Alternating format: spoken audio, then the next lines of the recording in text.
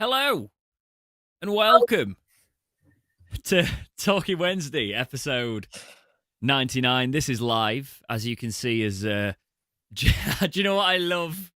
The fact that we're doing it live. Your face took a second to pop in, and I was like, "Are you gonna appear on screen?" But we are here.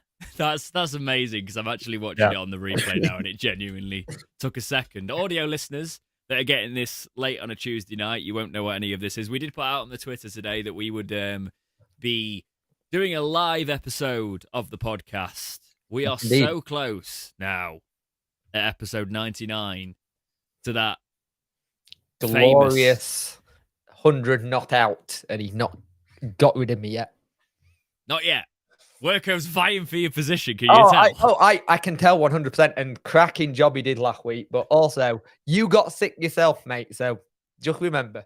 Right. I've been ill for 2 weeks. I've not actually gone on a podcast since before Christmas because this is the first time we spoke in ages. Yeah. We pre-recorded the Christmas podcast, which I really enjoyed. Oh, you mean the one where I was just a spluttering meth and still not much better?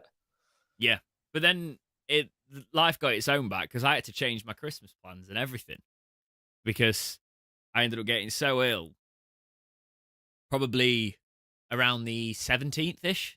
Yeah. I started with a tickle mid that week, and then I got tonsillitis from flu, right? So I had flu that turned into tonsillitis that turned into a chest infection that basically wiped me out the whole of Blimey heck. Christmas and New Year. You didn't get ill, you just got mega ill.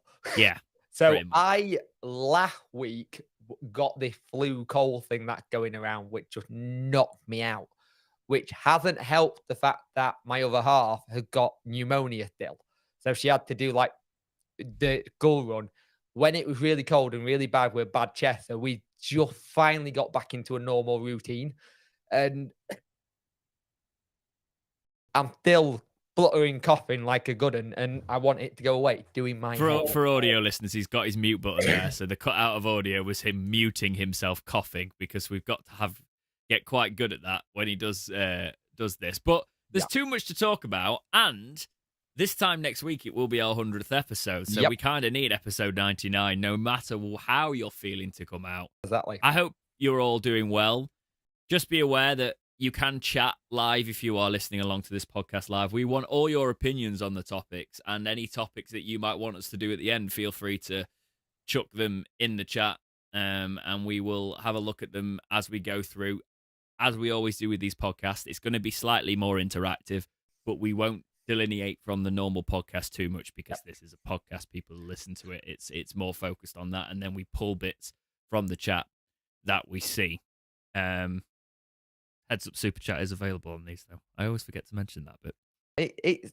The super chats is a weird one because I still don't think people have got used to it that you can do that on YouTube.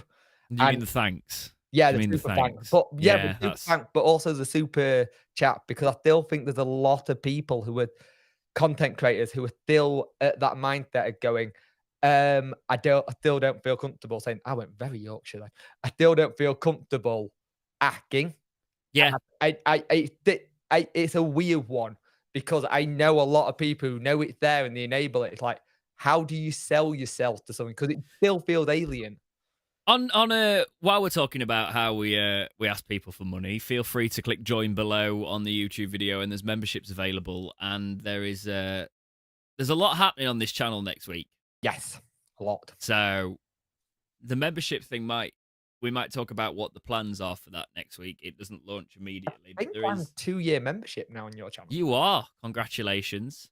There is another 2-year member that I am going to be speaking to shortly, actually. And there's one that I don't know if I've got their contact details. So if you are a 2-year member, still, please, I've said it before, please get in touch.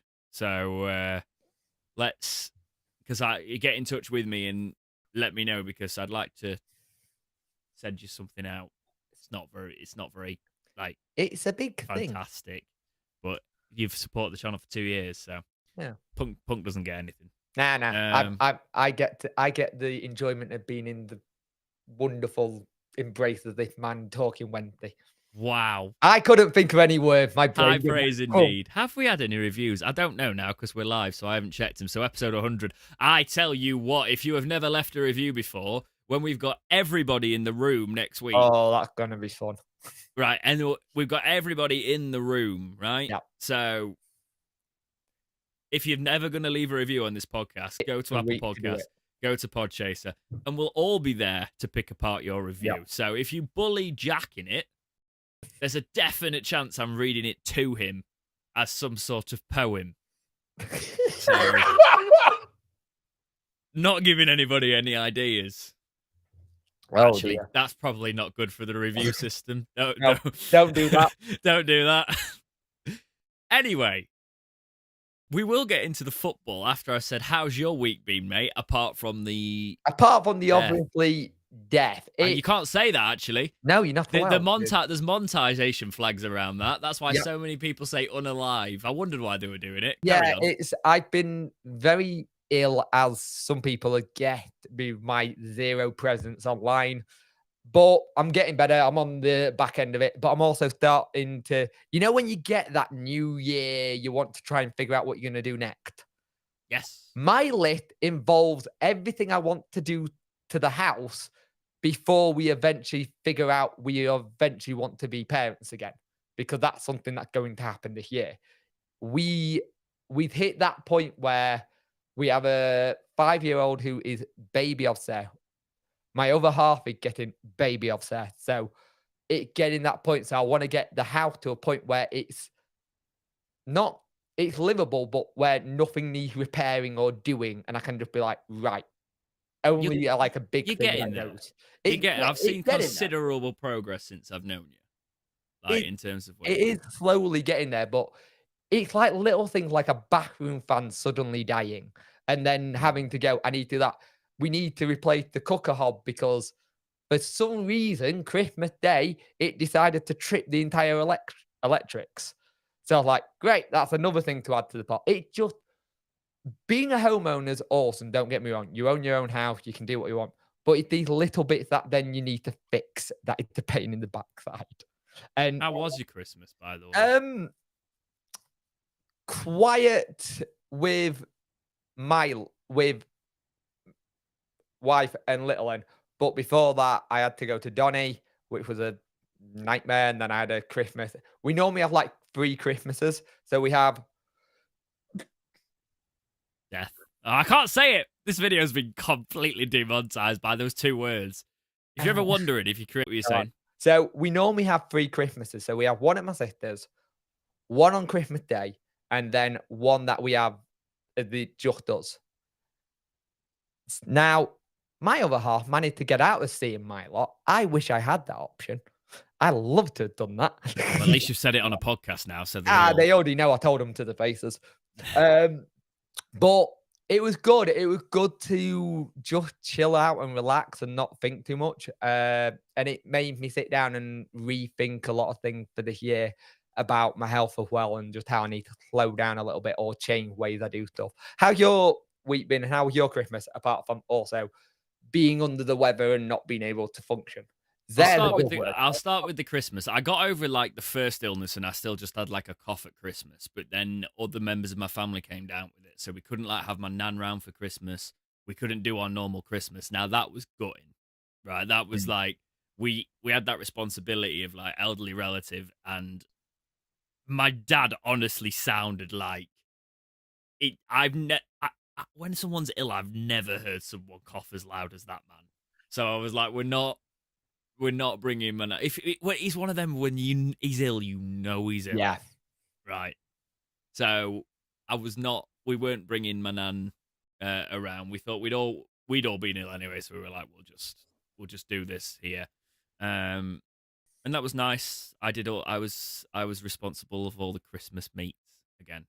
So I made some lovely Christmas dinner part of that. And then I brightened up for a little bit for a few days between Christmas and New Year. So we did a load of different family nights. We had a few game nights. Went over with Soph Slot. That was really nice. New Year spent up. We actually went back to Soph's. We had a mate of mine over that we had to reschedule a trip from. So Nice. I started to sort of come down with something again then. But yeah, other than that, Question it for was a you. nice.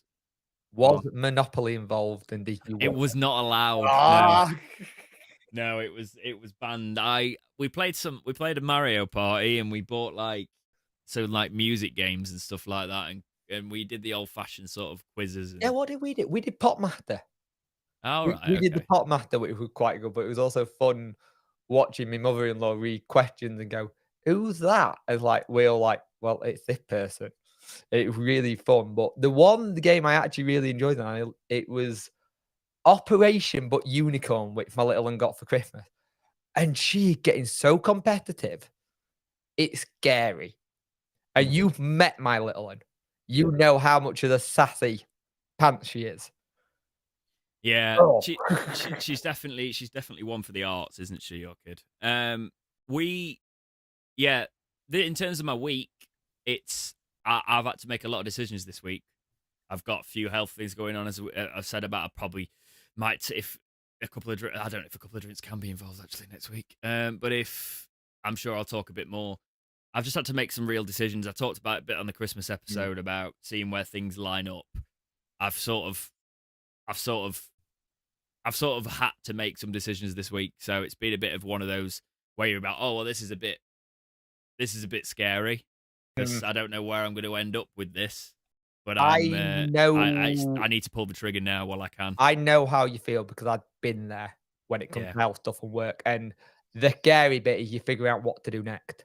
yeah. Um, I've got some plans, and I've got some, and I'm currently discussing some things. I'll see what can happen, and but yeah, it's just one of those things that I've always put myself last, and that's probably my yep, family at that's a Christmas kind of bad turned around and thing. slapped me and went, Yeah, "Stop it." it's So about time you put yourself yeah, first. yeah, exactly. And you're not getting any younger, mate. Oh, Old thanks, appreciate that. I am still the oldest one out of everybody in the podcast. It Hmm. goes Jack, Soph, you, me. I'm the one that's dying. But Hmm.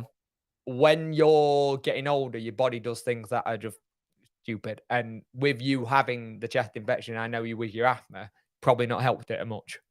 Mm. That's not even like I think everyone's got asthma nowadays. I swear we were all born in smog. That's not it. But yeah. Anyway, let's get to the football part of the Yeah, podcast. Thank you for the we only lost about 10 viewers from the ramble. that's That's all neutral. right. I'll take that. Yeah. Sheffield Wednesday played Newcastle We did. recently. We'll jump in from there. I think Worko covered the other fixtures. I think he did, yeah. He didn't cover the 5-0 actually because he was watching it during the. What an armchair, right? Watching it as he did it, I was like, "You armchair." Joking.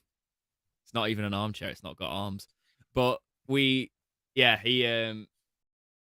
Wednesday won that 5-0. That was us a good game. finishing our dinner, wasn't it? Windass with a hat trick.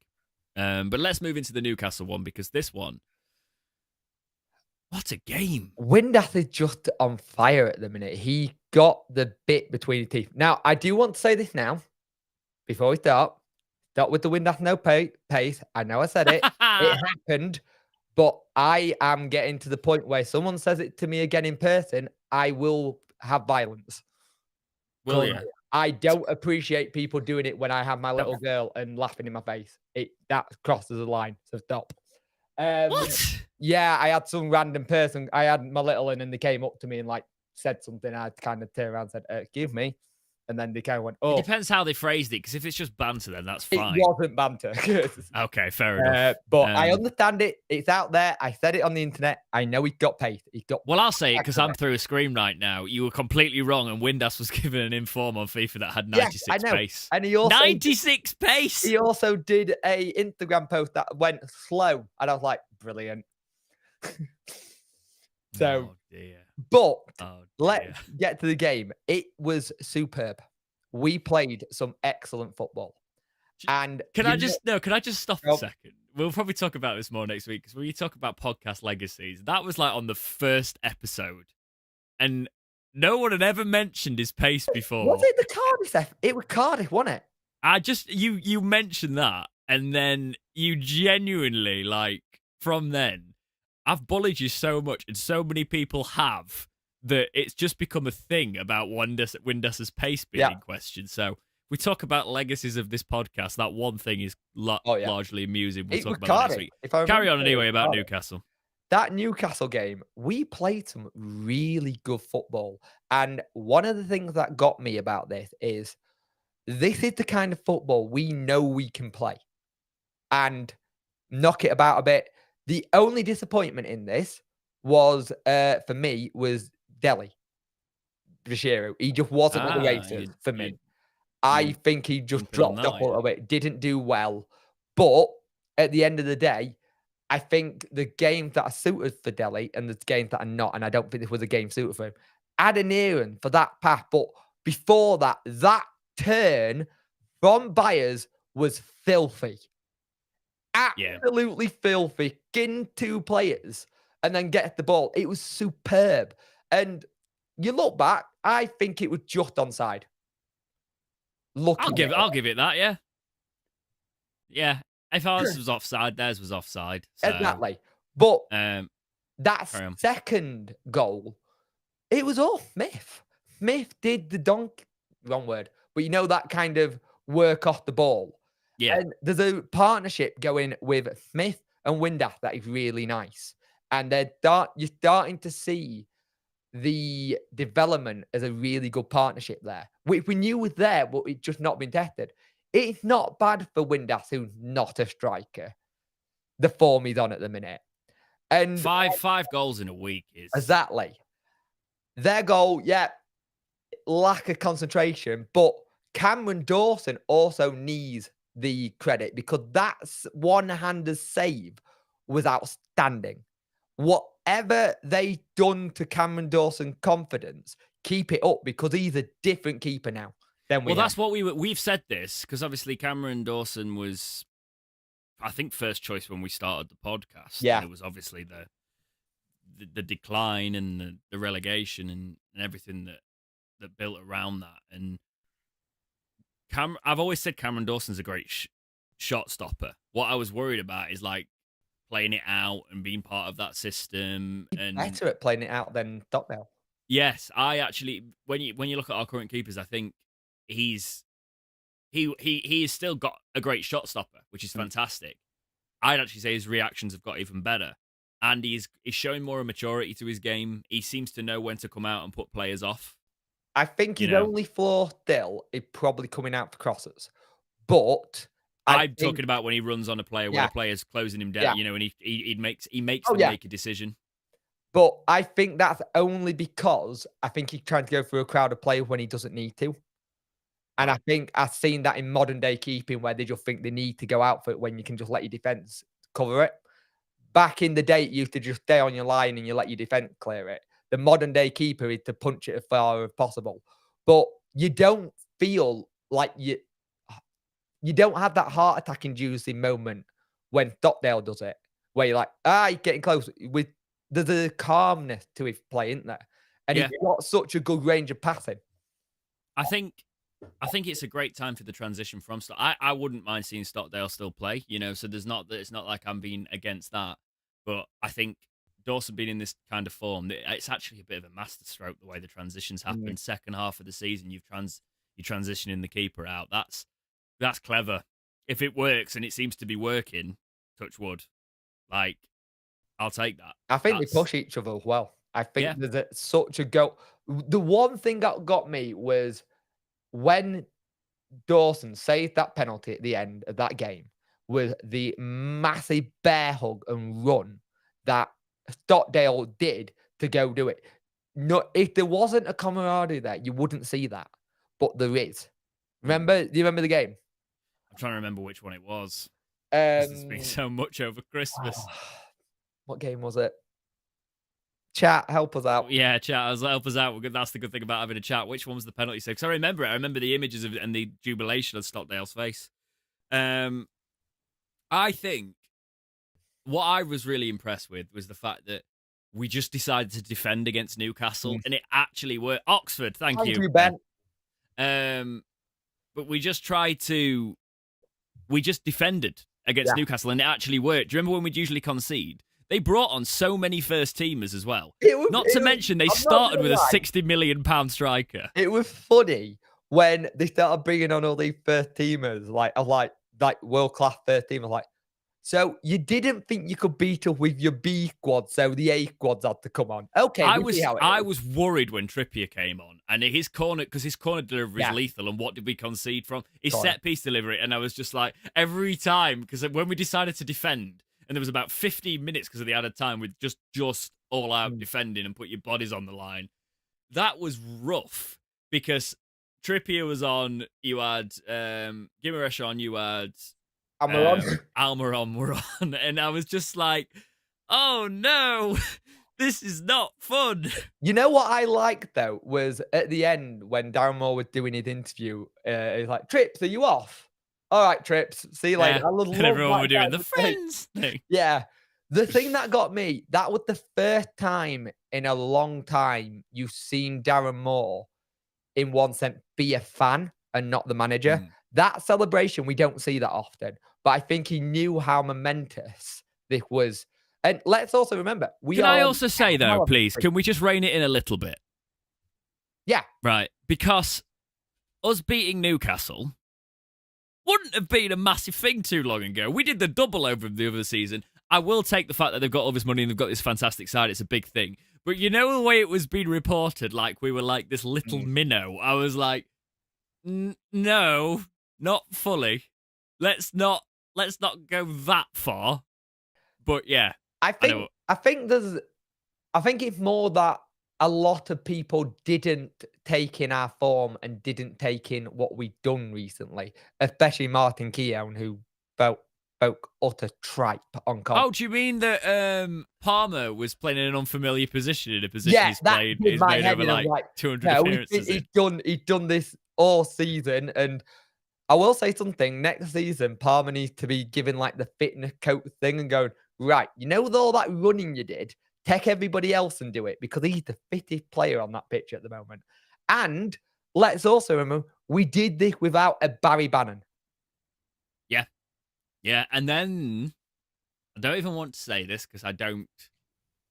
People presented the argument that we look more complete without Barry Bannon. I disagree, in fairness. I want to say that straight out there. But it is nice to know that we can still.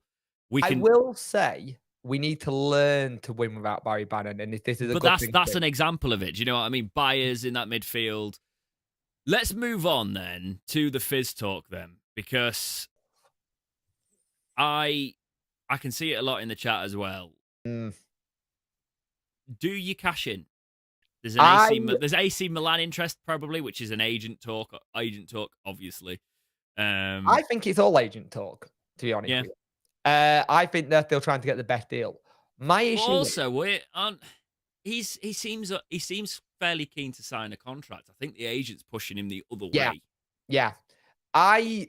If I remember correctly, when Fizz came in originally, I think he sacked his agent to get it done because there was something going on. If I remember correctly. The thing is, there's a lad here who just wants to concentrate on his football. He's said that time and time again. Any talks are between agent and club.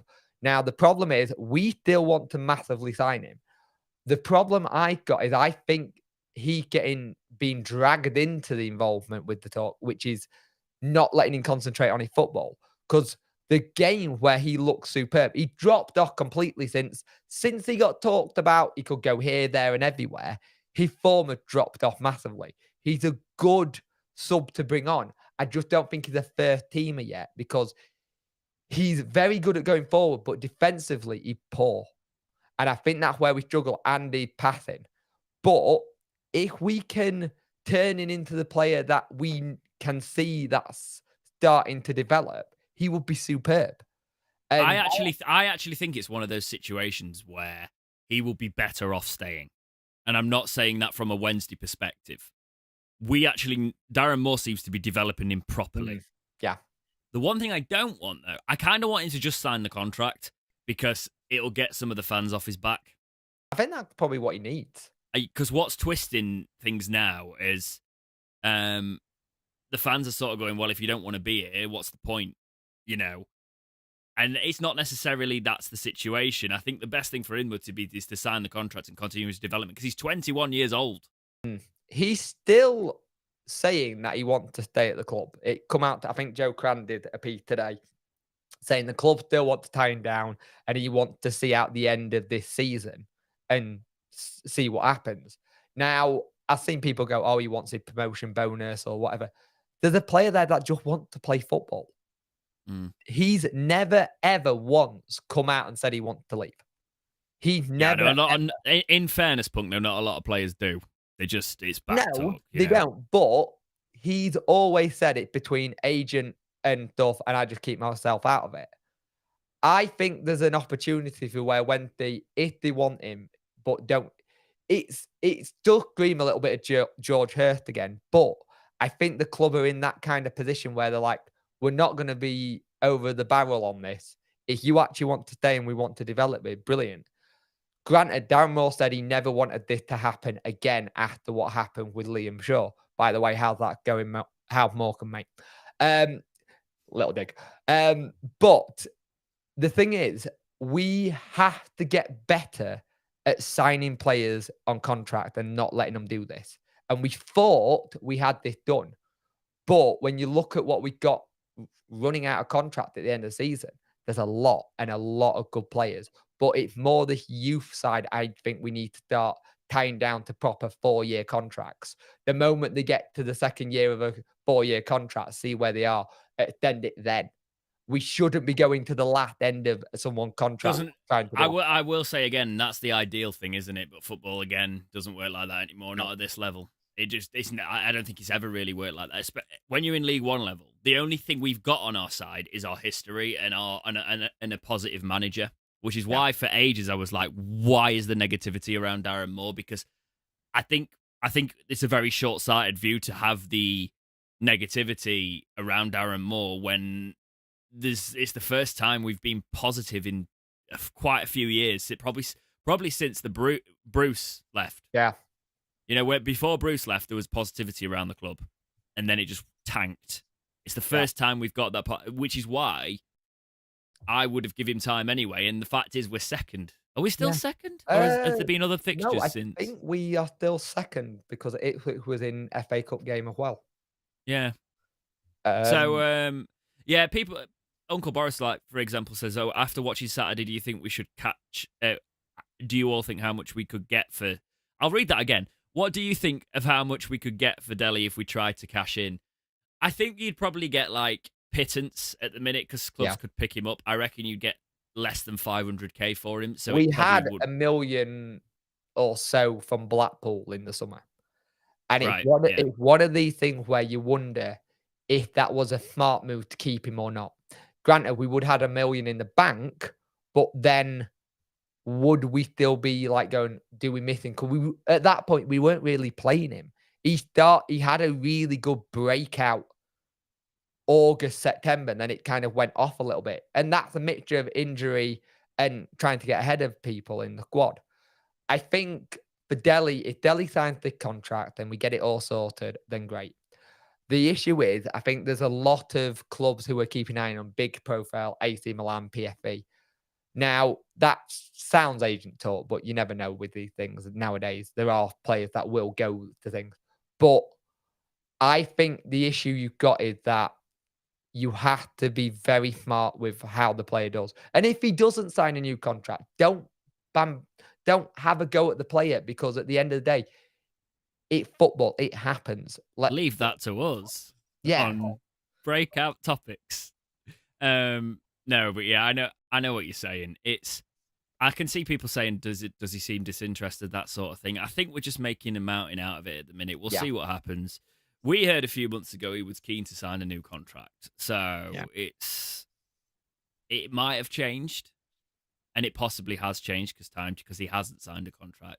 But with an agent in your ear and you're a young player at 21 with that much potential, we talk about you spoke a little bit about him going back, tracking back there, but you could technically just play him as a cam and then you wouldn't have to worry about that so much. Exactly. So there is that side of his game as well. And I think Barry Bannon's comment was interesting when he'd been grilled about, said, "Why would you want to leave? We've seen players leave in the past and it's not worked." He's like, "I'd rather him stay here with development." And I think Barry Bannon's a good mentor to have him. Will Volks is a good mentor around him.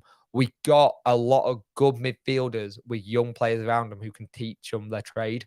And I think he's got a heavy sell-on fee as well. I know Jez has asked that in yeah, the he chat. I has. think he does have quite a heavy one. Man City have got a massive sell-on fee on him. I don't know what it is exactly, but I remember it being reported a I think while when it's he was 20%. Oh, right, okay. I thought it was about 25, 30. Yeah. I can't remember. I thought it was a bit more than that. That's not too bad. It's not great, is it? No. But yeah, there's quite a chunk on that. So it's just one of those that you're gonna have to sit on and see. But the grass isn't greener. We've learned that the grass isn't greener. Yeah. So stick around. And he's staying for the rest of the season anyway. He said Yeah. that. He doesn't Unless we want to find leave. out he's signed a pre-contract. But, Right. Let's do the League One roundup just before we get into the rest of the news, because that kind of tilted in before we got into the main news. So Bristol Rovers beat Cambridge United 2-1. Charlton won 2-1 against Lincoln City. Bolton and Plymouth were 0-0 with Plymouth getting a red card. Interesting that they lost Morgan Cheltenham Whittaker as well. Morgan Whittaker. Yeah. Yeah. Sorry, I sounded like I was correcting you there. I was just making sure I'd heard you right. So Plymouth sit at the top they've got a game played on us though, so we've got a game in hand. 57 points. 57 points. 26 played. We are on 52 points. 25 played. So Right, Ipswich are in third on 50 points, so we're 2 points clear. Derby have obviously got a couple of games in hand. They've only got one game in hand on us though, so Derby have to do some catching. It's the one concern is the spending that's going on around us, but we'll talk about that a little bit later. I've got a topic where I want to talk about that. But I will hand this section of the podcast to one of the people in the live thumbnail. It won't be in the normal podcast thumbnail, but the live thumbnail. Callum Paterson. What do you think about this? Because I actually want to talk to you about this, because we started disagreeing on message last night, and I was like, we don't disagree on the podcast. So, you can't see it because your hood was over it. I know what you were trying to do there. You failed me. You failed me. There you go. He's got the shirt. He's got the shirt. Where is my shirt? It's probably in there somewhere. But yeah, see, that's an old channel joke. Not even a podcast joke. No. The big P. It was a live stream person. What? They're going to become collector's item if he leaves. Right. Do you think he's going to leave? Because I think you do. I do think he's going to leave, but the only reason I think he's going to leave because it's going back home to Scotland and it's going back to the club he started at. If you followed what Callum Patterson's had to deal with his mum, with her cancer, I'm wondering if there's an aspect to just being closer to home and stuff. Now, I did know he was building a house in Sheffield. The way you presented this to me last night, though, Jake, this is the point I'm trying to get across, is the fact that you thought he might leave without with Darren even wanting him to stay, and he wouldn't have it's sort of like maybe Chansiri sells him or the deal gets through and we end up without a replacement, that sort of thing. And that's where I massively disagree. It's more because one of the replacements is gone. He's signed for them today.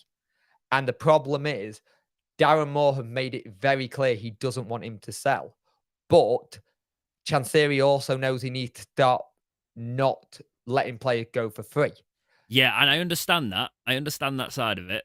Carry on, and then I'm going to The problem is, Darren Moore has been burnt in the past. When he was Donny manager, they had Ben Whiteman, and they sold him underneath him. Now, I don't think he would be sold underneath him, and I think Darren Moore will get a replacement involved.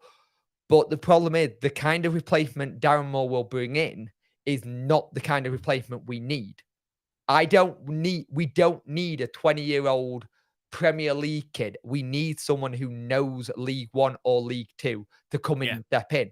He ain't going anywhere this season if we don't get that sort of replacement in. I'm telling you that now, and I'll come back to this and go, I got something very wrong when it happens.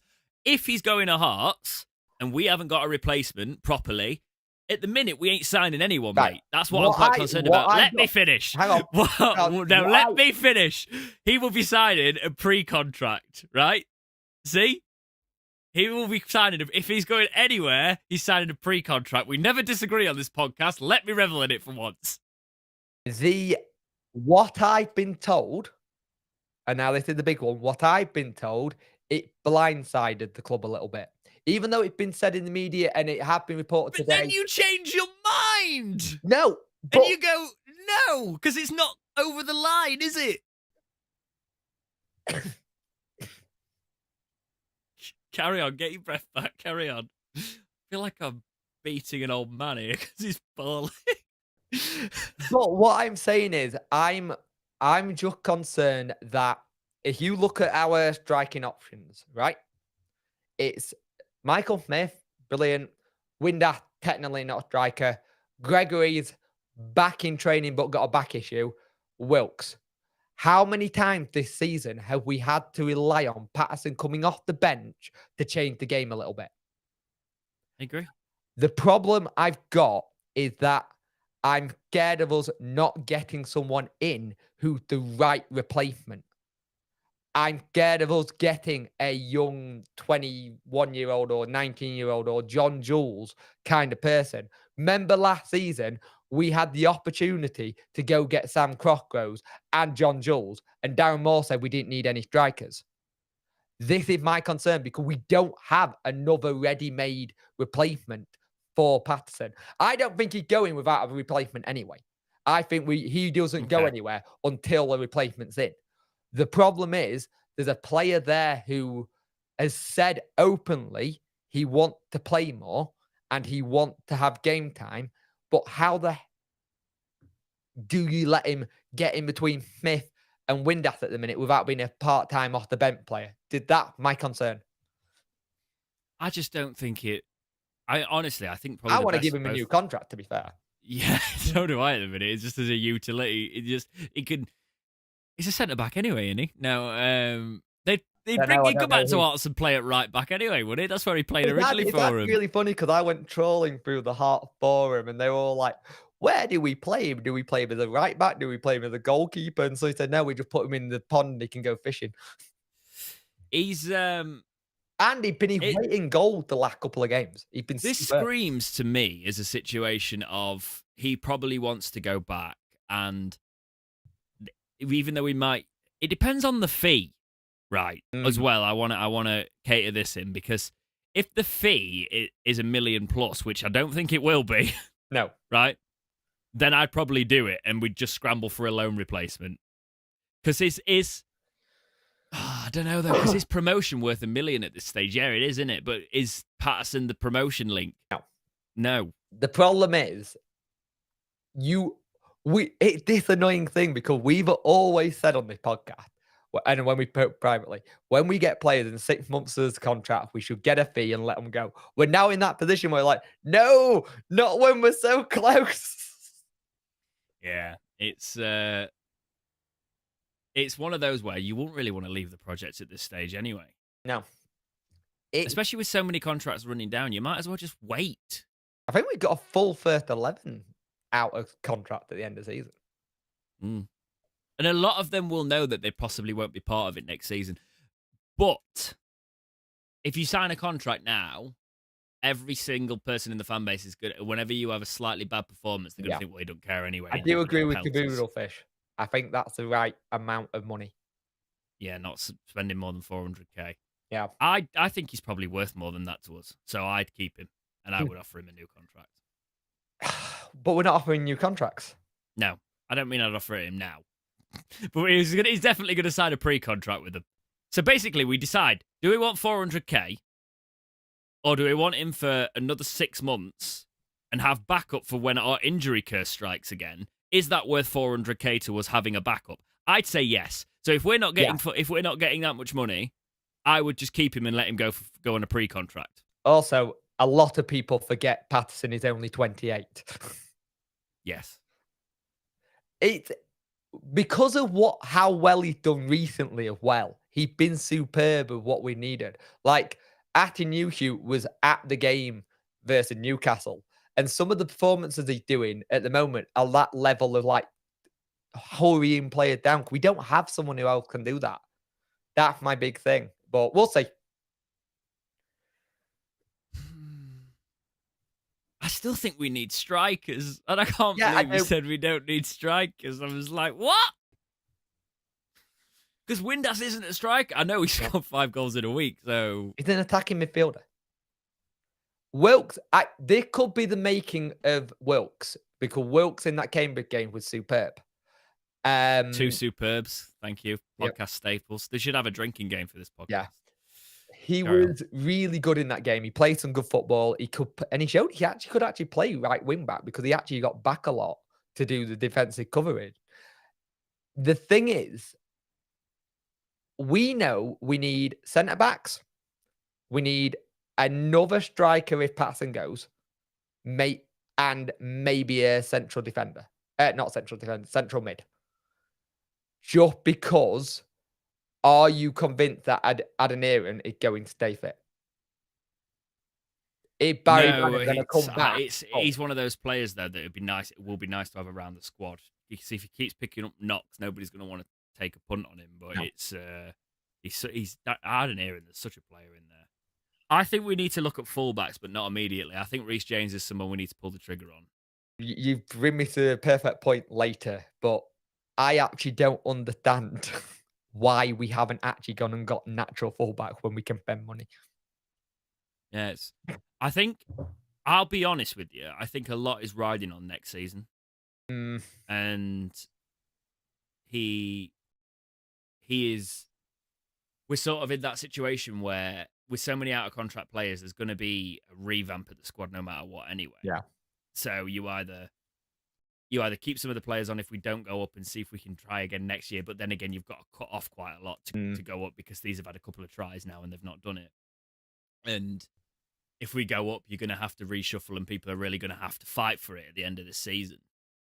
But it's also a case of players that leave in a promotion season, they should never let their heads drop if they've run out of contract. Because I always think that, like, if you leave, if your contract's running out at the end of a promotion season, even if you were just coming off the bench, there's a chance that you're not going to struggle to find a club in the division that you just left. Obviously, it doesn't help if you want to go further up the chain, but it's I think we just keep Paterson for the 6 months at least, and we look to the future, and I'm sure we will talk a lot more about the future as we go on. But let's talk about who might not be in our future for much longer. Oh, don't go! Why do we always fall in love with centre backs on loan? I don't know. We've had some brilliant centre backs on loan, but we never signed them. Yeah. Mark McGuiness. Do you think he's going back? Do you think this is just going to be a technicality that the AFL who are blocking it are going to get battered for if they don't allow one of the players to return? Hang on, it's EFL and FIFA. It's right, okay. It's a FIFA EFL ban. So what I gathered is that they need to pay a payment to, is it Nice? Who is it? Is it saying? No, it was I've forgotten the club. I've remembered it, but hang on, carry on. I know who it is, but it's the one that you can't. Is it the one you can't pronounce on the podcast without it sounding odd? Yes. Basically, if you can't remember it, is that they signed a player. There was a terrible accident. The player sadly lost his life, and so did the pilot and everything. And basically, Cardiff kind of went, well, we didn't receive our. If you think of it like a delivery service, we didn't receive our package, so we're not paying you. Now, they've actually turned around and gone, well, we don't believe we have to pay this, so we're not going to. But now it turned out that it's like, oh, well, if we pay this, we can have the transfer ban lifted, the embargo lifted. Now, the problem is that still, for me, they should still have the embargo. They still have made it drag on for so long. Well, here's the thing. Here's the thing, isn't it? As well with that, so, jumping onto that, if you've let a player go to reduce your wage budget, and then we're paying his wages or part of his wages, you technically shouldn't be able to bring him back and bring on more money because it's bringing on more financial burden. So if Yeah. So the issue is basically is that where it might help for Wednesday, and it all depends. I think today it was the day that it was meant to do because we had a loan. We had it until the end of the season, and there was a loan request that he could go back or something or recall, and that today we'll probably find out more tomorrow. Now the issue is they can't. Oh, he's going again. He's going again. Mark McGuiness. So the issue is Mark McGuinness can't be registered as a player because it's a re-registered. And I think people go, well, he's Cardiff player, so he can be registered. No, he can't because he's got to be deregistered as a player from Wednesday and then re-registered as a player for Cardiff. Now, if they can't get it done, he'll have to go play under 21s. Now, what's the point when he's playing week in, week out? You might as well let him stay here and just keep his development. And we still had him till the end of the season.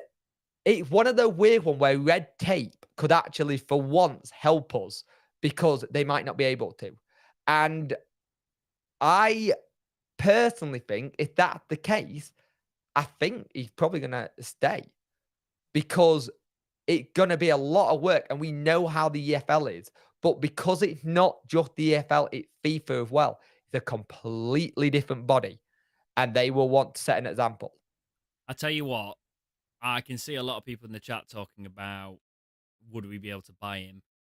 Work represented. If we go up, then it's achievable, that sort of thing.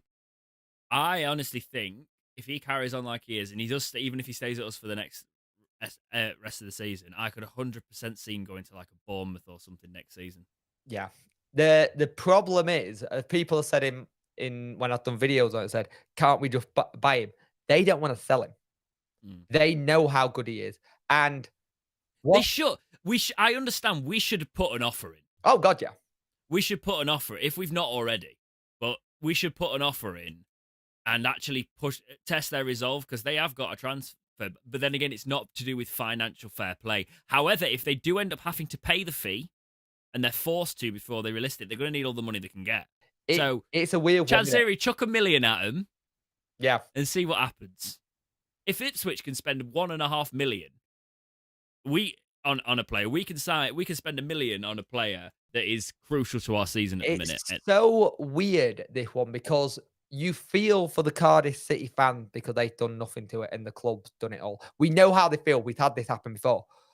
It's such a weird transfer embargo that it's like no other because it's something completely different. And they desperately need defenders. Look where they are in the league. They could drop out. But at the moment, they can't sign players in, and they probably can't. They have let players go. Like, I think they've let Matt Walter go to Barnsley, and they've let another player go. The issue we got is we need to have some clarity on this now, because I'm pretty sure Darren Moore has got another player lined up just in case it falls through and whatever. But the clarity now will be easier so we know where we stand. And I think we're probably going to find out tomorrow, annoyingly, more about it. Yeah, we'll obviously talk a little bit about that next week. The podcast next week, the episode 100. Feel free, if you are just tuning in, to make sure you go over to the community tab on Dexterity Box. Well, we've asked for all of your topics, basically. If you're in the Discord, it's all in there as well. We'll be having some of the community on. We just basically want as much of your input as possible. It's going to be very much a general episode with a lot of stuff to talk about. We probably will have a good 20 minutes where everybody watches just to catch up on all of the news, but we'll probably be talking about the club as a whole and then the podcast as a whole and things like that. There's a lot of different stuff. There's going to be some interesting debates and things like that about Wednesday's future and stuff. Saying that, though, I've got to drive after it, I realise. I've got to go back, so that's going to be fun. I've got a 2.5 hour drive after that. Anyway, I think he's going back. Do you? Yeah. I think we've done that typical Wednesday thing, making a player 10 times better and then gone, oh, well, you can't have him now because you've made him the player he is now. Speaking of players going back, Martin's gone back to Forest. Should mention that. Are you sad about this? Not really. We didn't utilize him of what he is. He's a winger. He's not a wing back. The game he had played a little bit better playing that role, but I think for us in terms of Martin, it frees up a loan base or what we can get in. Also, let's also just remember something about McGuiness. Remember, McGuiness was a replacement for Femiwu, who was injured.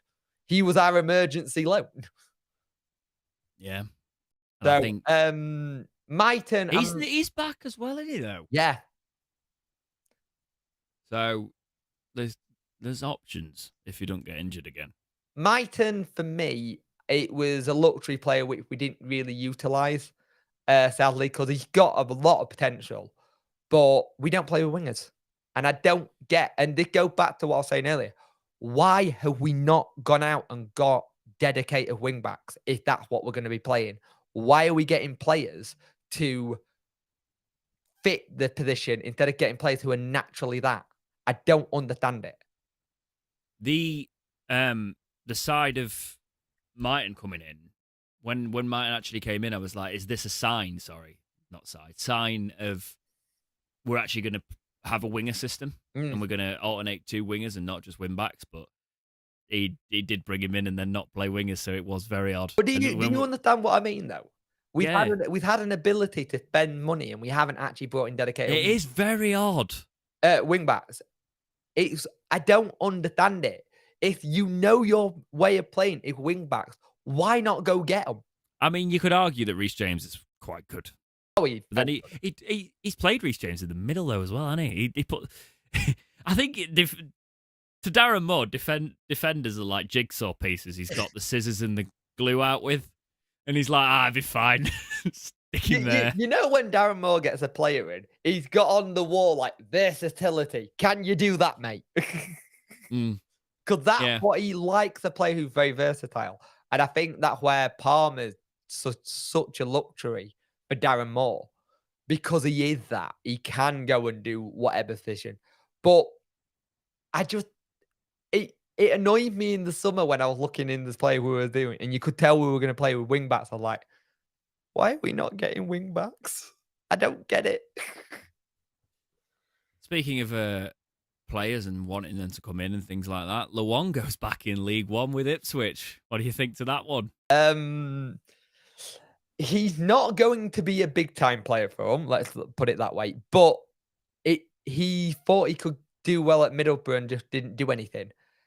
A fit Luongo is a cracking player for League One. It's that if he's fit. He has an injury record that ain't great. He said, I see myself playing at the championship level. Those words have come back to bite you now, mate, I'm afraid. And the problem with it is that we had the whole situation that happened with him and the contract and whatever happens. We still don't know if it was a case of that we offered him a contract, it didn't get through to him, and then we just got, right, you've had a time period to say you're signing, then you haven't got back to us, then we're letting you go. Has anyone who's left Wednesday for better things actually gone on to better things recently? Mikel Antonio. He didn't want to leave. No. And that's going back, by the way. He didn't want to leave. Stuart Gray didn't fancy him. I don't want you. I don't fancy you. So that was the madness there. And that's I'm trying to think. No. The answer's no. No. And I mean, I was meaning in like the last couple of seasons since we've been doing this, but I don't think it has. No, I don't think it has. I think the issue with Luongo is that when he's good. But when he breaks down, you have to figure out how to play without him. And I think they brought him in as a squad player, not a first teamer. Because I don't think they actually, in theory, need him.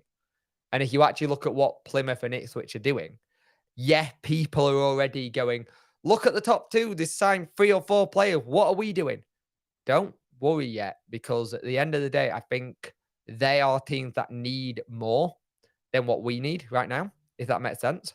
Yeah. I think they got a gap to fill, especially Plymouth with the George Hare coming back into the fold. He'd gone to Ipswich.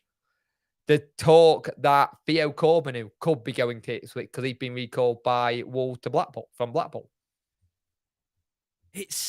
Yeah, George Hurst could be quite good for Ipswich. Ipswich are spending so much money. They spent more money than us this season. Ipswich have spent so much money. They need to go up, really, and they're chucking money at it. I'll skip over this topic and we'll come back to it then because we keep talking about it. We've missed out on Tom Cannon. He's gone to Preston. Yeah. He's one of our targets. Are you concerned that we seem to be linked with a lot of players and we're keen on them and they're going to other clubs and we are not spending money when Plymouth and Ipswich around us are spending money? If it wasn't for what I've seen from Darren Moore in 2 seasons, I would be.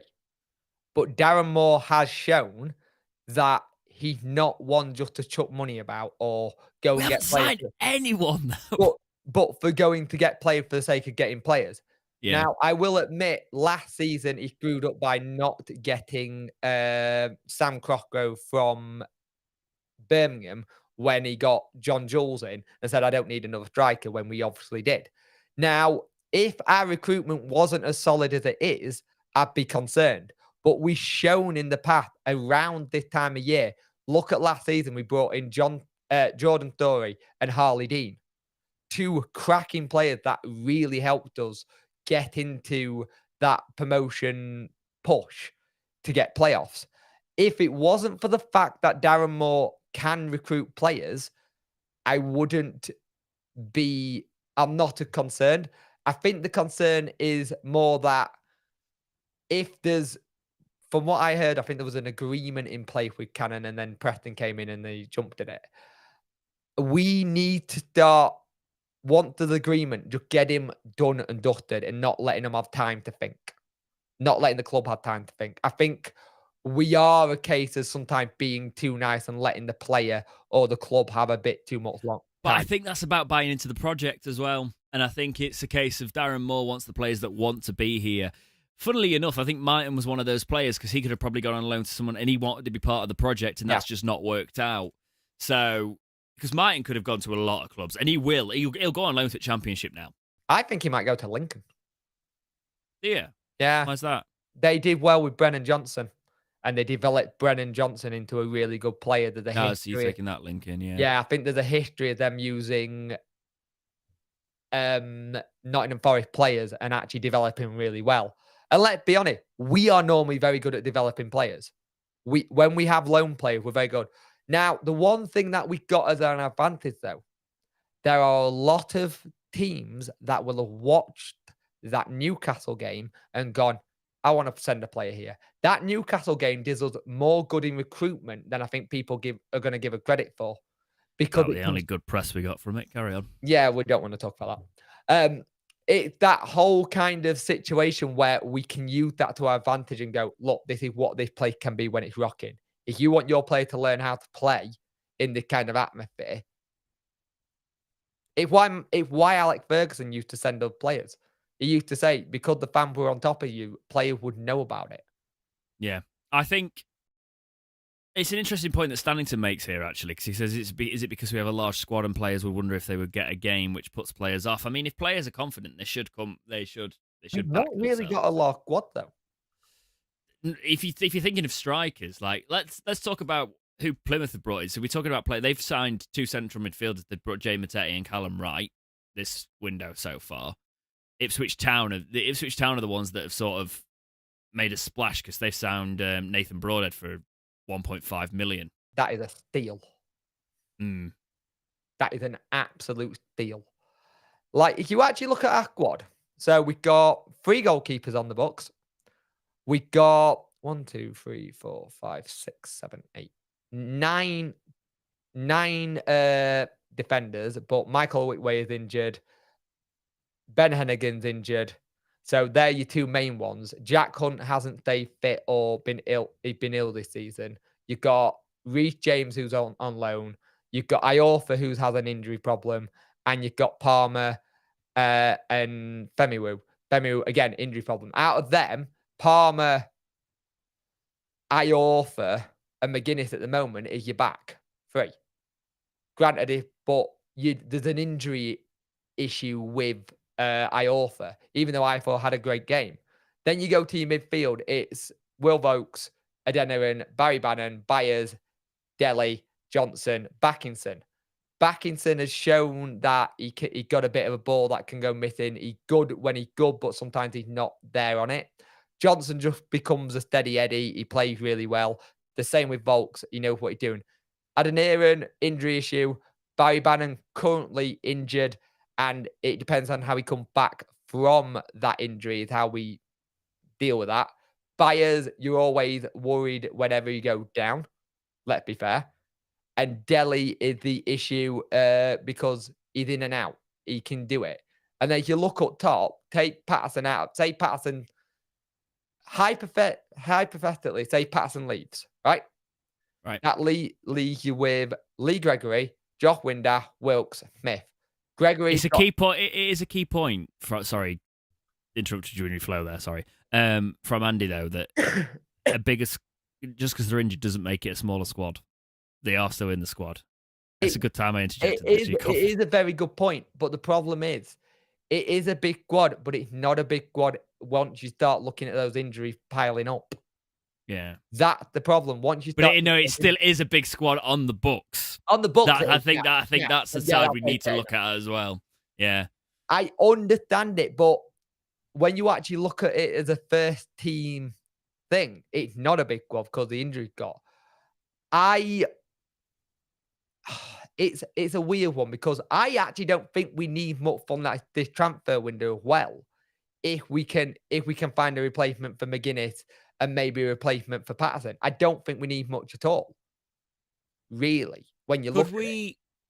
Could we be looking more at loans because we've got such a big squad, even though we don't think we have, and we're trying not to add people permanently and just fill the gaps of injuries with those loan players, because that would make sense, wouldn't it? That would make a lot of sense. And I also still think there's a part of me that there was an agreement with Chansiri and Darren Moore that was something like, if I need to go get a player and I need to spend a bit of money because I brought in all the frees in the summer, will there be a bit of money left over so I can get them in January?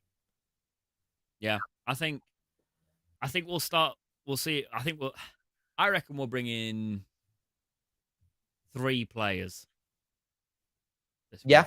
I think the nice thing is that we haven't used a lot of our loans like we did last season as well, which is really nice because these are our players. We got Michael Smith, who's starting to look decent now and look good, like the player who was at Rotherham. Again, with Michael Smith, though, we don't play to his strengths. We have this ability to get players and not play to their strengths. Yeah, but that's been Sheffield Wednesday for so long. Yeah. So long. I think the only time I remember us doing that recently is when we signed Stevie Howard and stuck him up front and let him score a goal in front of Cop. That was the time we last played to someone's strengths. Remember that? Yeah. 8 summer signings and only 2 have worked out. Yeah, it's an interesting one. Yeah, I can see it. I don't know. There's still time with a lot of them as well. Right, this is from the Examiner Live. Sheffield Wednesday eye up surprise transfer not mood, for Blackburn Rovers player. Quote, Teo Adun is attracting interest from a number of League One clubs, including Sheffield Wednesday, Charlton Athletic, Oxford United, MK Dons, and former club Lincoln City. Blackburn Rovers' Teo Adun is thought to be on Sheffield Wednesday's radar. Sheffield Wednesday are one of a number of clubs. Yes, okay, you've said this 3 times. There is also said to be interest from an unnamed Portuguese side in Adun, who can play at left back, left wing back, or in central midfield. Adun is believed to be available to go out on loan in the January transfer window, having struggled to command a regular first-team place at Ewood Park this season. The 24-year-old has only made 8 championship appearances this term, with the majority of his minutes coming in the Carabao Cup. Adun, who started his career at Fulham, could be involved. That's in the past. Yep. So that's fine. Adun versatility could make him attractive proposition to our manager more. Again, with the versatility. I think the fact that he can play left wing back is the key one there for me. Yeah, he's actually a left wing back. Yeah. Can I give his FIFA card before we Yeah, go discuss for it? it. Because he's actually a left wing back on FIFA. 67 rated silver, is 75 pace, 45 shooting, 59 passing, 66 dribbling, 62 defending, 69 physical. Not too bad, not too great. But let's talk the grown up talk now. Would you actually think in real life this would be ideal? I think it was one that I'd like to see us loan for 6 months, if that's the case, and then see what happens, because a 6 month loan is nothing, and we got the room for it. But Yeah, again, but he plays on the same side as Reece James, so I could see this happening and Reece James going in a back three. yes, yeah, I can see that. Then again, look at our formation. We have so many different formations, it's ridiculous. Yeah, I like that though. I do like that we can go from a back three to a back five and there'd be defenses be solid. I think it's quite smart. I I think I have read that the manager said he's probably not gonna put him out on loan, but I couldn't find the article, it disappeared. If we get this, we gotta have it in a way that we can use him properly. And if that is the case of doing, because you gotta remember rotation, we're gonna have a lot of games soon. So you might need it for the rotation with Reece James. We've also got to be aware of injuries and everything like that as well. So yeah, that's a position we need, right? So Yeah. I'm in. Yeah, definitely. Let's bring somebody in and bolster that defense a little bit more. Apparently, we're also, according to the Star, is it Luke McNally we're looking at? Yes. Yes. So he's somebody that we've. He was a Oxford player last season and a very good one at that. And he struggled to get into this Burnley team at the moment. So it could be one of those ones where they come let him go out on loan for 6 months to see what he can do. He's a good player. He's a very good player. Also in this article, the top Aidan Flint and So I just want to, before we talk about Aidan Flint, Luke McNally is a 23-year-old centre back. So if we are looking at centre backs, this would seem likely. He made 30 appearances for Oxford last season, scoring 4 goals from centre back. He made 35 overall appearances. So he's had a good season in League One. So I'd actually be quite up. If McGuiness goes back, you could see why this makes sense. Really, yeah, exactly. 4 appearances overall, only 2 in the Championship for Burnley would make you think that's rough. That is, isn't it? Having a really decent season on backer and then having limited. That's what happens to these players, though. It's what will happen to Mark McGuinness. I reckon he'll be chucked about that Cardiff team if they don't put him in straight away and he doesn't find his feet in the first game. That's why I'm like, stay here, develop.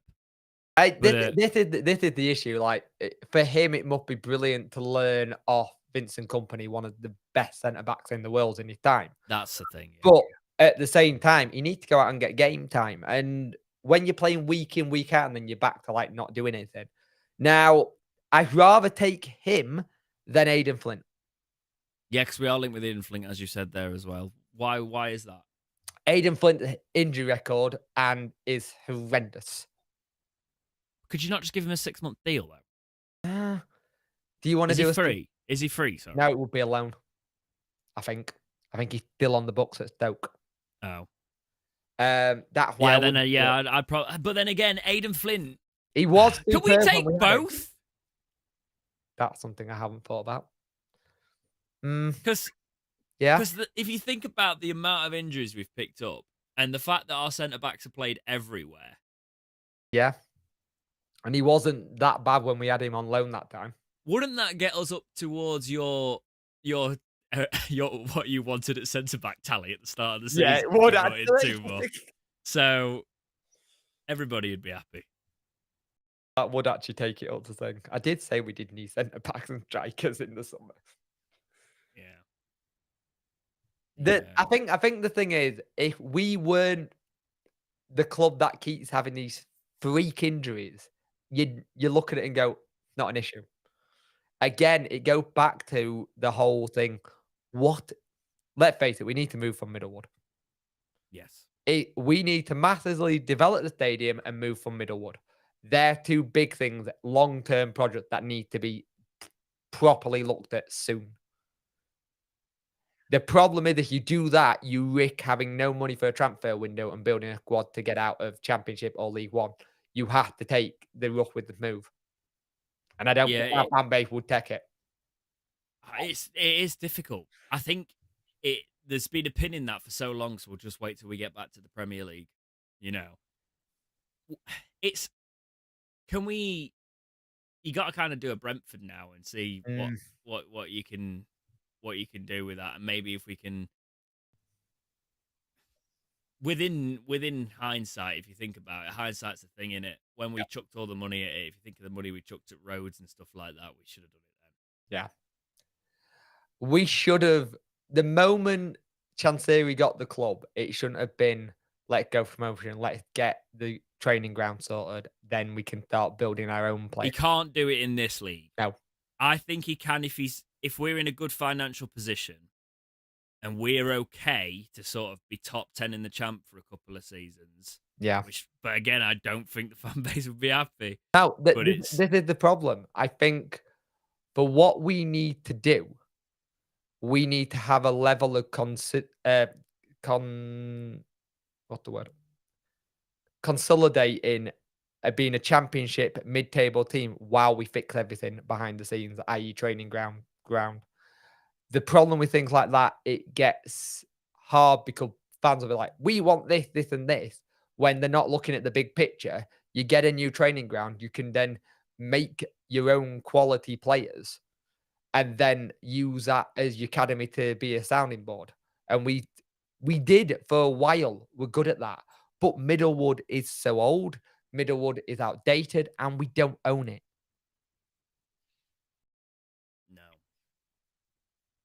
It's rough. I think if you decide to do something to that, you have to have an agreement with the fans that, hey, we're not going to be able to spend that much this couple of seasons, but you need to be in a very solid position before that, So, yeah, and as Jess says, we've splashed $1 million out on the pitch before he even bought the club, so yeah, we sorted the pitch out. We'll see. I don't want to talk about this. I was going to rant about it. I'll mention it. Stannington, we don't own the training ground. The training ground land is owned by Sheffield City Council. So we're being looked into. Hillsborough's being looked into. FA are looking into reports of overcrowding during a Wednesday Newcastle tie. This is a difficult one because anything you say will be likened to the disaster, and you put yourself because it's a separate issue because there's not been any trouble for decades. No. There's no barriers there. There was no actual crowding during the match apart from. I don't want to talk about it. It's such a dangerous thing to talk about. The best thing is let the FA investigate. Watch the footage. Yeah, all right. Watch the footage. Let the FA investigate it, and then just go from there. At the end of the day, everyone knows. Whatever happens, it's a big story, and it's been made into be a big story. When I don't really think it is, and it isn't. It's just a case of we were on TV, we had a big audience. If you want it to go away, the best way to do it, and again, it go back to fans will have to bite the bullet and realize we're not going to sign players. You knock Leppin Lane down and you start again. There's nobody's moaned about it in decades. People moan it's a bit grubby. We get some national interest, and all of a sudden it's back in there. And I've read some of the articles, and I'm just like, did you even see how the match played out? Did you see the fact that we don't use most of that stand, right, anymore? We don't normally fill it. The only time we really filled it in the past 20 years is when Wednesday fans have been in it. The last time properly I can remember filling it was the league game where Chris Kirtland got hit by that idiot fan that came on. And then we stopped. But we stopped after that because of that. But did you also notice that Leeds fans hate us and there was nothing said? No. And I also must say that a lot of Newcastle fans weren't saying this. There was just a couple that tried to that said something, and then it lit like a match. It took off like a match, and it's just I'm tired because it's one of those things that you can't get away from, and you should never forget what happened. You should never be able to but like at the minute we've sorted it. We've sorted the safety regulations, and if there was something, Wednesday. All I'm saying is Wednesday would be the first fan base if that away stand was unsafe, still, especially with how close it is to our club.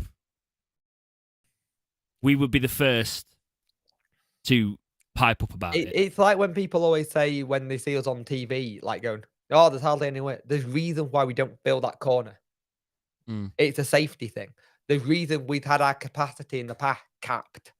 Mm. It's not the 38,000 it can be when full now because we've had it capped due to safety issues. We understand the history with our club and the stadium and that stand. We get it. We understand it.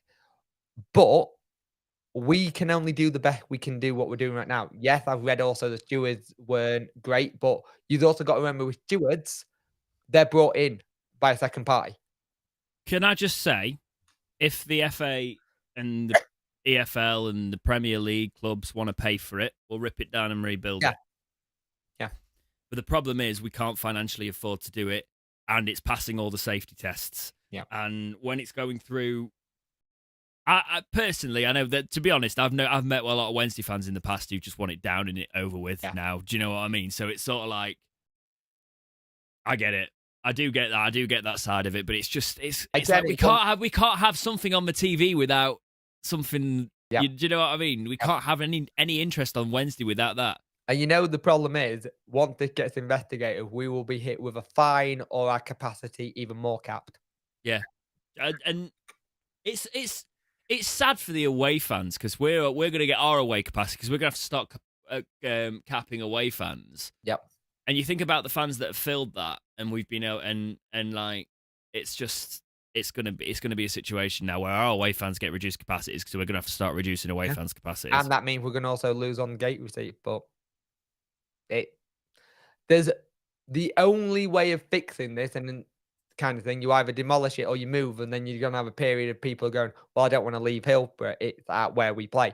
There's no win-win situation in this. Can I just say the absolute? One thing I will say, because this can't be even deemed controversial. The wet lettuces that were saying, "Oh, it might be controversial, this, but we should rip down old stadiums like Hillsborough because modernisation." I'm like, "Oh, it might be controversial but we need to get rid of these old grounds because then, they're not ideal for modern football." Right? You got the money to pay for it for us? No, but it shouldn't happen, No. right? It's all about renovation of grounds. Yeah. I would hate that to happen in terms of in a lot of it. I would like. I've always said those World Cup plans would have been ideal. Oh yeah, they would be superb. Yeah. I think the situation, Hillsborough's never going to go away in terms of what it's connected to, and that's the problem. Yeah. And whatever you do, there isn't a happy medium for anyone. You knock it down, then Chancery sells the land for, say, houses. Where actually Hillsborough, it is a terrible place for a football stadium. When you look at where it's located, it's not the best. But where else is there in Sheffield where you can build? I love where it is. Mm. I love that. That's always been difficult, that situation, because Hillsborough's so close to my heart. The area, like. So it's so difficult. And yeah, I honestly think if we do ever get back to the Prem, the stand's coming down. Yeah, it is. And rebuilding. Yeah, and I don't necessarily disagree with it. What you need to do, if and when we get to the Premier League, I said Premier League, we need to do what Burnley did, which was when they went up, they didn't spend a lot of money in. They knew they were going down. They built a very good championship squad, but they used all the money they got for the TV rights and revamped everything. And then said, "We'll go down. We'll have another season in championship, and then we'll go back up again." Yeah. It's never fun. It's never fun for anyone when that all gets dug up, is it? So, yeah, we'll see what happens with the FA charges. Yeah. But yeah. Should say if anybody was offended by us even talking about it, we're gonna have to talk about it. It's the side of the podcast. Yeah, it's something we did debate offline about if we should do it or not, and we've got a point where we say this is news and then we don't talk about it. Yeah, I don't think we've said anything bad. I don't think anyone would be. I think we've been reasonable, but it's. Where you been, mad But Sheffield Wednesday fan? We talked about it ages ago. yeah, I know I've been ignoring those comments as people just walk in. But yeah, I think there's a debate to be there's a debate to be had there about old grounds and maybe some joint funding to make sure that everything meets standards. If some things are falling to standards and the clubs can't afford it, you know, you can't Yeah. just rip things down and because there's parts like you've been on the cop. Yeah. Do you know what I mean? Like it's not just that Let's stand. let's also remember, this is also a club that sometimes can't get water in the lady toilet from what I've seen on Twitter with people What are you complaining. doing in there? No, I follow the fan base. You follow them into there? No, shut up. You know that's not what I said.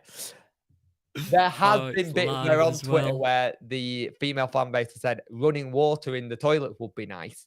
That's just a simple thing to fix. But for some reason, we're not very good at that. We know there's lots of things that are wrong with Hillbrook and how it's run and how, say, sometimes the concessions is done. We understand that.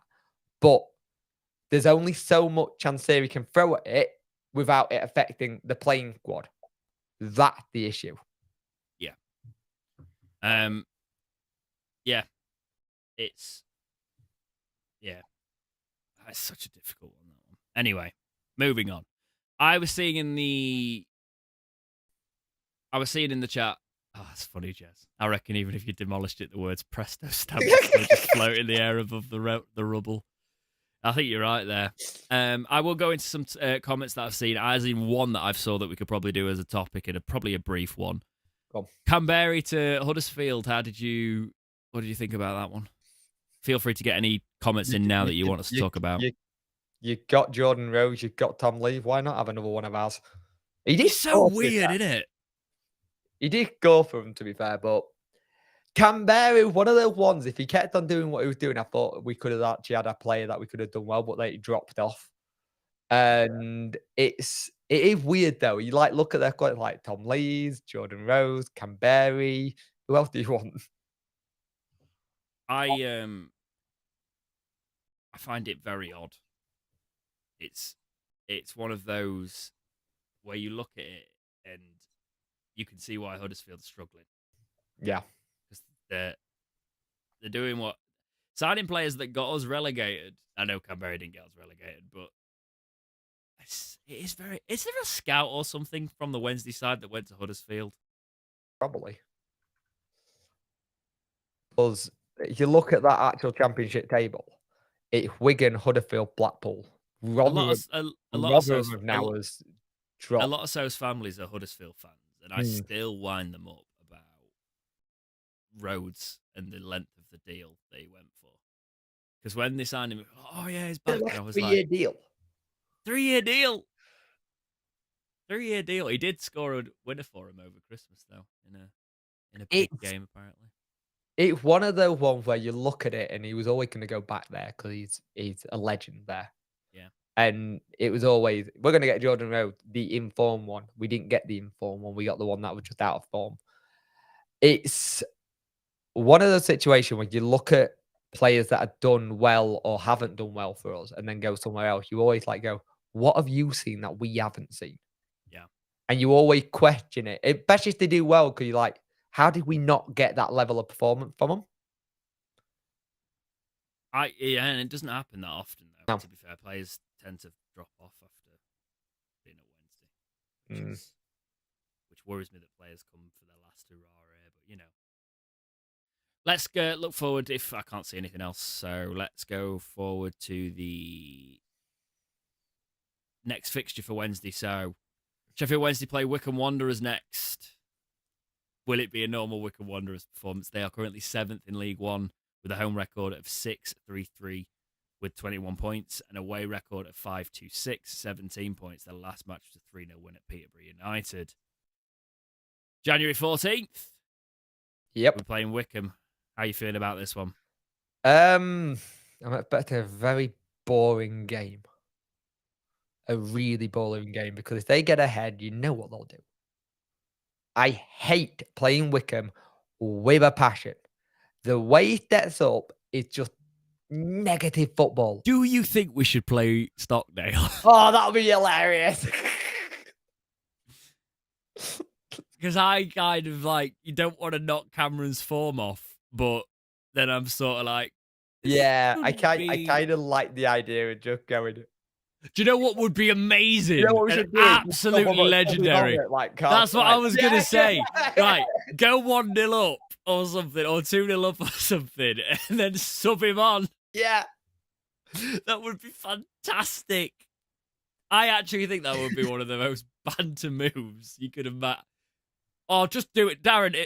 Anybody at the club that's connected with the club, right? If we go like 2 or 3 up, sub Stockdale on, because that would be hilarious. You know for a fact that Stockdale would be wetting himself just knowing that he'd come on to do what he did at his old club. Yeah. Yeah, no, do it. It's too perfect. If we get in that position, you've got to do that.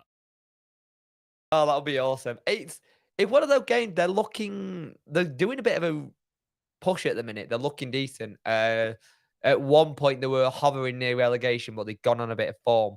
They have a fantastic home record, which we already know about. We know what their home record is like. They have a style of football, which, unless you're a Wickham fan and you watch it, any other fan that I've spoken to about Wickham, they all say the same. It is horrible anti-football, and I wish I didn't go away. It's going to be fun then. So that is all I've got for this week's episode of the Talking Wednesday podcast, unless you've got anything to add, Jake. No, but the big one is that we've got the big episode coming up. We'll put more stuff out this week to say where people can join. No, it's already out. Is it already out? So go on the Dexterity Box channel. There's a community tab there asking for all of the stuff for episode 100. We're going to read as much as we can in that podcast. So if you've got a topic that you'd like us to discuss, it can be one of the silly ones, by the way, if you want to ask us something mental. It can be anything football related. It can be wide. It doesn't have to be topical. No. I actually asked for, how do you think we got on at Wickham? That's not going in, all right? They'd be a little bit more smart with our suggestions. Everybody's on. It's me, Dex, it's Worko, it's Soph. Yeah, Soph's around. So at the end of the day, we did a big we got to 50. Look at all, we did 50 episodes. We're doing the same again. And I'm just very happy. It was a year, actually. It was on the 52. It was a year. Yeah. And now it's we missed a couple, so it's an episode 100, which is technically our 2-year anniversary. Yeah, when you start a podcast like this, you try and figure out how you're going to keep it relevant and keep it going, because consistency on things like this is key. And the fact that we've managed to keep it consistent with your work schedule and everything else, like you said in the past jokingly, this is the longest running series on your channel. Yeah. But the fact that you, the fans, enjoy it and make it enjoyable for us to keep doing is something that I appreciate, because without you getting involved, we wouldn't have nothing to do the podcast about. And you do make it better when you bring in topics or we are really going to push that episode 100 onwards. We are going to try and get more people involved again.